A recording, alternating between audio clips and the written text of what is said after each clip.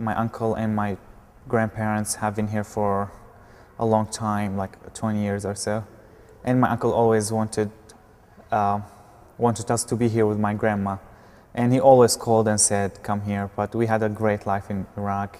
So we never actually listened until sometime in 2001 we said, okay. We left Iraq with my grandpa to Jordan on September 4th, 2001.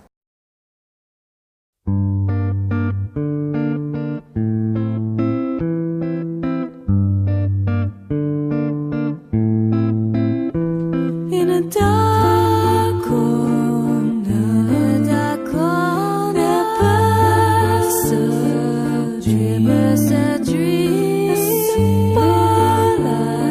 simple idea that is bright as a sunbeam.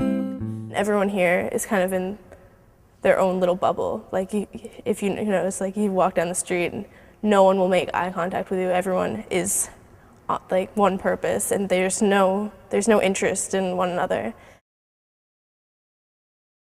The day after 9/11, as expected, we received a call. They said, the U.S. Embassy called and said, everything is canceled. And if you want visas, you need to apply again. So it was supposed to be originally 2 weeks waiting in Jordan for the visas. It turned out 2 years. My name is Daniel Keltz. I'm from Brooklyn, New York, and I'm 17 years old. Brooklyn has a lot of problems. I mean, like, there's poverty.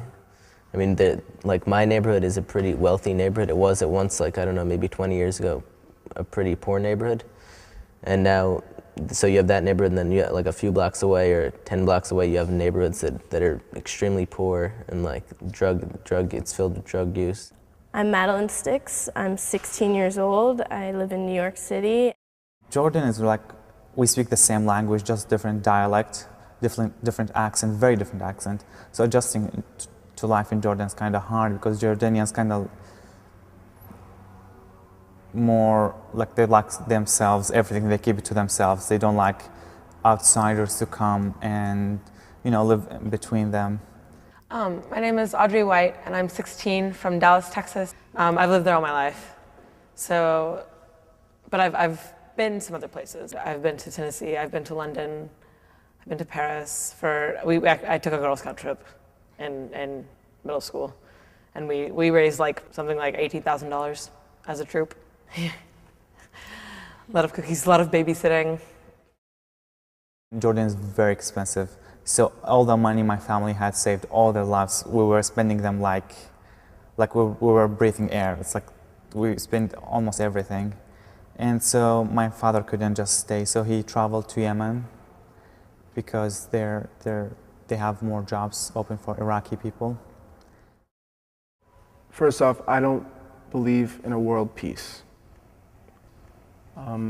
However, I see progress to a better place than what is before that. I don't see how a perfect world can work because I think that the way we live every day, that sort of imbalance in things and the contradictions in things or make us do what we do. And this is what brings us all together. Before my dad went to Yemen, he actually went back to Iraq. We called him and told him to take the first plane. But little did we know, it was the very first day of the war. Ever since 9/11, even before that, all of that terrorism and like Islam being in the papers a lot, I've kind of felt like I need to either show people or tell people or be involved with an organization that's going to do that and just show people it's not what it looks like and not everything's as it seems. There's a lot of misconceptions, a lot of stereotypes, a lot of fear that's not founded at all by anything legitimate. Since I'm Jewish, obviously, I mean, like, my dad is a Republican, and he's part of, like, the Jewish Republic. I mean, I've seen stuff about, like, you think Palestinians are the bad people, they're committing, like, suicide bombings and everything, but when you get there, you see that both sides have victims, both sides, like, have oppressors, and it's not just a one-sided issue. I credit the fact that I love other people to the teachings of Jesus Christ, and I think without that, it would be a lot harder, because I'd be having to do it all on my own. And with him to guide me, it's easier to know why I love people and to know why I need to make the world better. The war started, and one day me and my twin sister, we came back from school and we saw my mom crying. She said, I saw your aunt's house on fire, the exact house on TV on fire, and if my dad was with them, then he would, we don't know what happened, he might be dead. Like, we were glued to the TV. I didn't study, we didn't do anything. Phone and TV, we just were trying to get to know if we become orphans or not. I look at faith as more of a hope for something, anything. After the war, my dad called. I picked up the phone, I couldn't speak. I gave it to my sister, she gave it to my mom, nobody could speak. At this point, we really did not care whether we had a visa, whether we didn't have a visa. We just wanted our dad to come.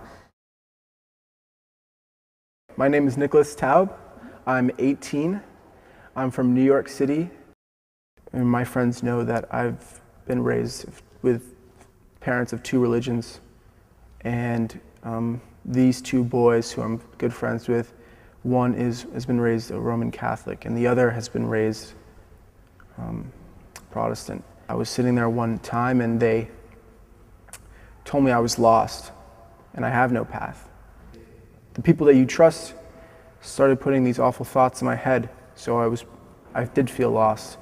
Adin Steinsaltz is a very famous rabbi, and he spoke at my synagogue the other day, like this past week, and he said something about how Jews, you can tell Jews apart from everybody else because when they're put in a situation where they have to choose between death and relinquishing their relationship with God, they will choose death.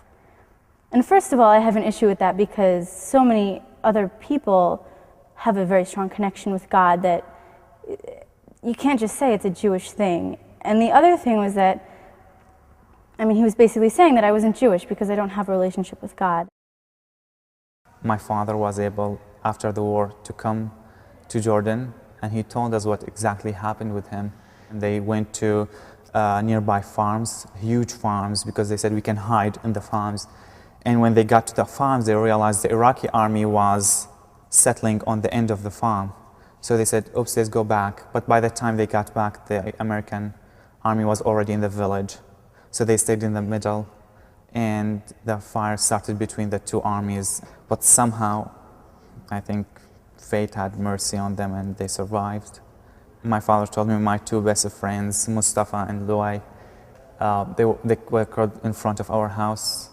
I still believe that if I had not left Iraq, I'd be underground by now, because I played with them, I hung out with them 24/7, and yeah, and my other cousin, he was, I'm not going to get into that, it's just too much. Everything that people attribute to God, I tend to attribute to the amazing quality of human beings that sometimes people don't really take credit for. I think religion is so important. Your belief in a higher power at all is so important, just because when things are rough, when things aren't going right for you, you at least can console yourself with the fact that there is a higher being, whether it be God or some kind of spiritual entity that will take care of you in the end, that is watching over you, that has more control than you have. My name is Dina Khamis, and I'm from Columbus, Ohio. I'm 18. Well, I just don't think enough is being done by the people who have the power to change things. I mean, the people who have power, the people like the government and everything, I think they know what the problem is and they just don't care. So it's kind of, and I think it's difficult for regular people that aren't like, don't have positions of authority to really do something about like what's going on. And I think it's in some ways a bad thing because people use it as like a escape from reality. So it's not, they look to like God or whatever to find out to fix their problem, but that's not going to solve anything. After the war, we went to the US Embassy and they said, yes, we do have visas for you. There's only one slight problem is we were 6. They said we have 4 visas for you. I had just turned 15 at the time and my little brother was 8. And because of our names, our nationality, we were suspects, I guess. One of my friends, he's atheist, right? But so he doesn't believe in God. But at the same time, he does have proper manners and morals. But he doesn't practice a religion, so I don't know how it would be. My name is Zoya Owan. I go to Jericho High School, and that is in Long Island, New York, and I'm 16 years old. After a week, they gave my little brother a visa. I told my family, just go, I'll be fine. My mom was the hardest to convince. She said, I would never leave you, even if my visa would expire, even if I would stay here forever. But somehow I got her convinced. I stayed alone in Jordan 3 months. I didn't have any family or friends to rely on, nobody. Every time I called her, she would cry, I would cry, and everyone would cry, and I hated that. It was too painful. What I hope to do is to make communities, make neighborhoods, cities, better places, step by step. My name is Abdullah Ahmed. I'm 19 years old. I'm Muslim. I'm originally from Iraq, but I live in Colorado right now. But I mean, he handles everything so well. He handles everything so well.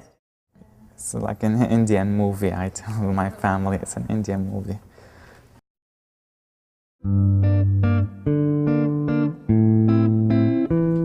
In a dark corner, there bursts a dream, simple idea.